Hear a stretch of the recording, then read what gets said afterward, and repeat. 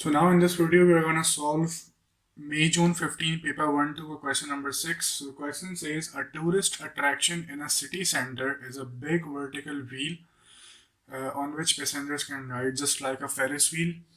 The wheel turns in such a way that the height h meter of a passenger above the ground is given by the formula.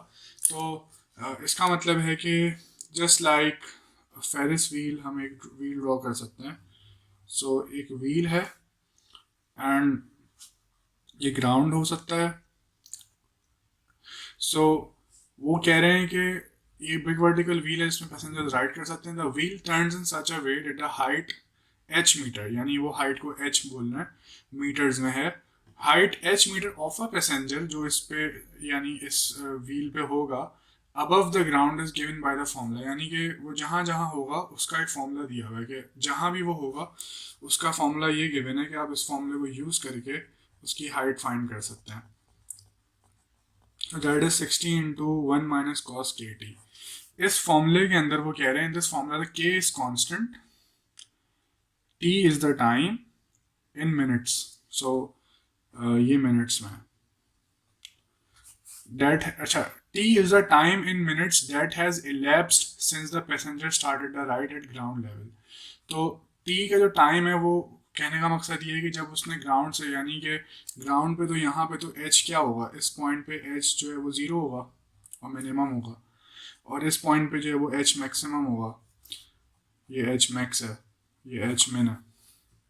So they are saying कि जो time T है वो क्या है in minutes that has elapse, वो start हो, यानी कि टाइम टी का मतलब है कि अगर फॉर एग्जांपल पैसेंजर अगर यहाँ होता तो टाइम टी क्या होता है, यहाँ से जो स्टार्ट हुआ टाइम और जब वो यहाँ पहुंचा पैसेंजर, ये है time T that is ellipse since the passenger started the ride eight ground level.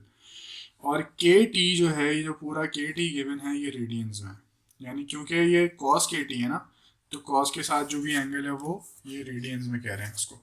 So yes, now the first part says find the greatest height of the passenger above the ground.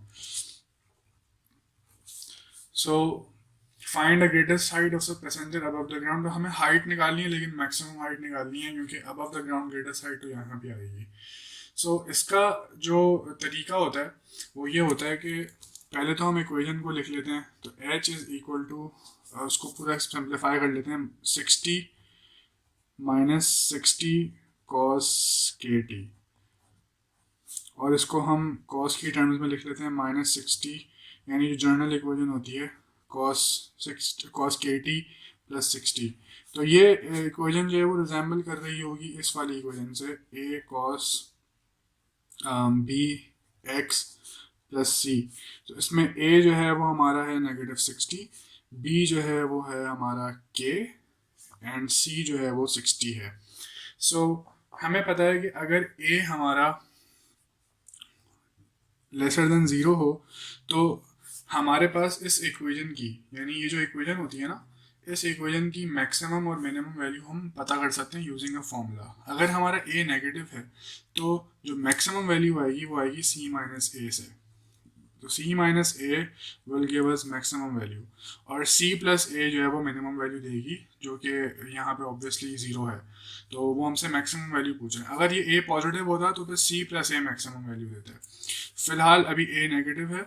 सो सी जो है वो 60 है minus, और ए जो है वो -60. So this is giving us 120.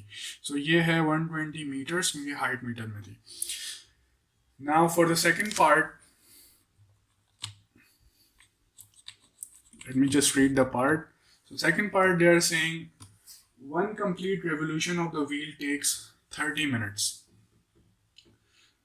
तो इसका मतलब है कि ये जो यहाँ से स्टार्ट हुआ और वापस जब वो यहाँ पहुँचेगा तो वो 30 मिनट्स ले रहे हैं. जिसका मतलब है हम ये भी कह सकते हैं क्योंकि ये इक्वेशन जो हाइट की गिवन है वो कॉस की है, और हमें पता है कि कॉस की इक्वेशन में एक चीज़ होती है पीरियड, क्योंकि ये वेव होती है ना, तो ये वेव बन रही होती है.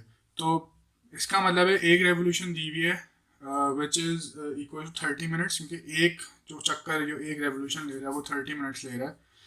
और हमें पता है कि पीरियड, ये पीरियड गिवन है. तो पीरियड का फॉर्मूला होता है 2 पाई, या 360 भी लिख सकते हैं, 2 पाई ओवर बी एंड आपको पता है कि b की वैल्यू है k, so this will be 30 is equal to 2 pi over k। और हमें जो पार्ट शो करना था वो ये शो करना था कि show that k is equal to 1/15 pi. तो हमें k की वैल्यू शो करनी है, तो 2 पाई ओवर 30 दैट इज 1/15। तो k की वैल्यू क्या शो हो गई, 1/15 पाई।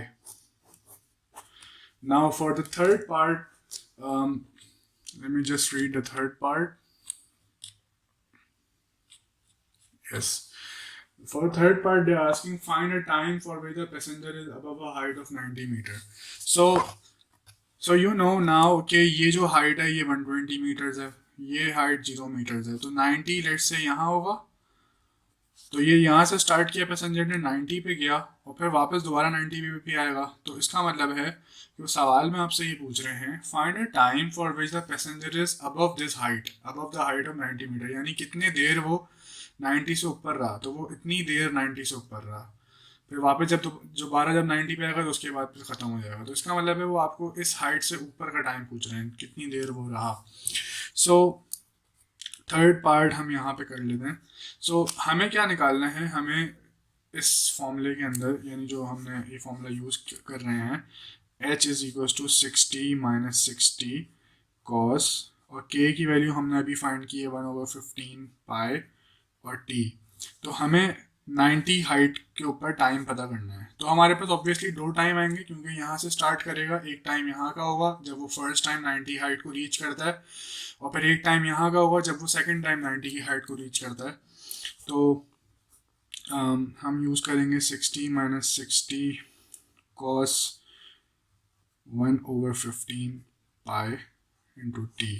तो 90 माइनस 60 इज 30, और 30 ये 30 हो जाएगा डिवाइड बाय माइनस 60, तो ये हो जाएगा कॉस पाई टी ओवर 15।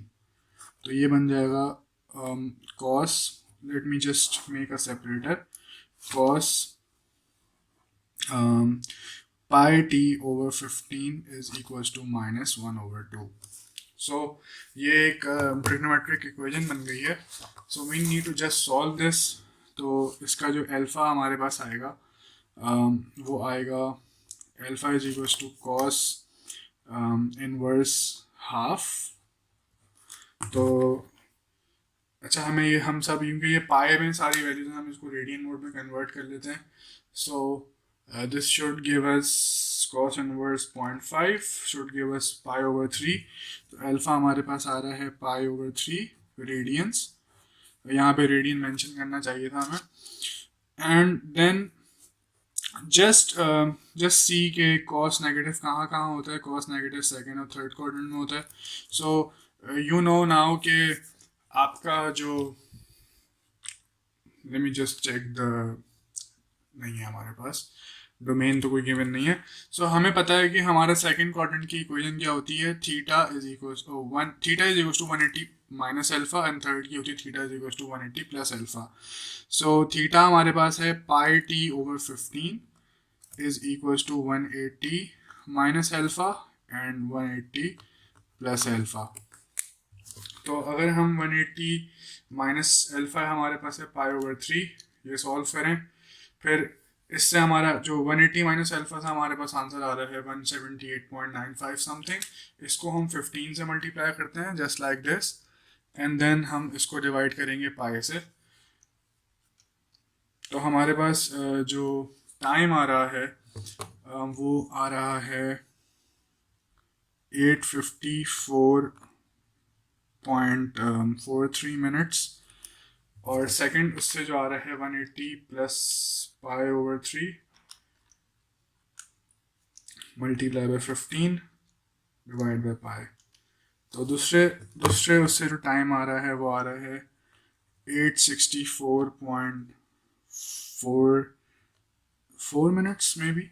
सो हमें जो टाइम माइनस करना है वो इन दोनों को माइनस करना है। तो 864.44 माइनस 854.43, तो रफली 10 मिनट्स इसका आंसर आ रहा है। तो इसका मतलब है कि इस 90 मीटर की हाइट से ऊपर 10 मिनट उसने स्पेंड किए हैं. So this was May June 15 paper 1-2 का पार्ट, मई जून 15 पेपर 1-2 का question number 6. And yes, the answer is coming out to be 10 minutes. That's right. So thank you.